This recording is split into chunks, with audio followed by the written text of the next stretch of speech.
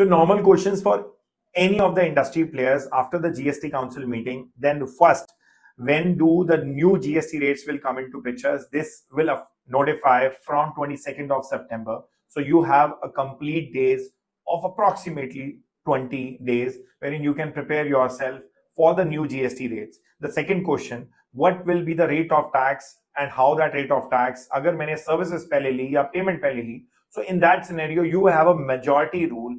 Three principles are important. One, when have you issued the invoice? When have you provided the services or goods? And the third, when have you received the payment?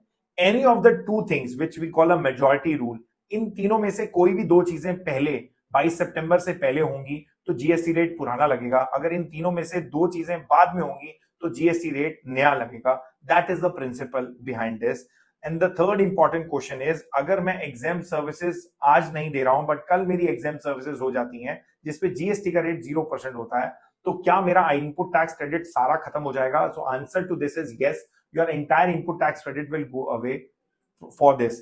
Fourth question, अगर मैंने पुराना GST rate पे कोई सामान खरीदा और आज मैं कम जीएसटी रेट पे सामान बेच रहा हूं तो क्या मुझे इन्वर्टेड ड्यूटी का जीएसटी का रिफंड मिलेगा? So answer to you is no, GST refund will not be eligible to those cases because if you are buying at low rate of GST or a high rate of GST and selling at a low rate of GST, then it is not an inverted duty, it is just a rate change and nothing more than that. No inverted duty refund will be eligible to them.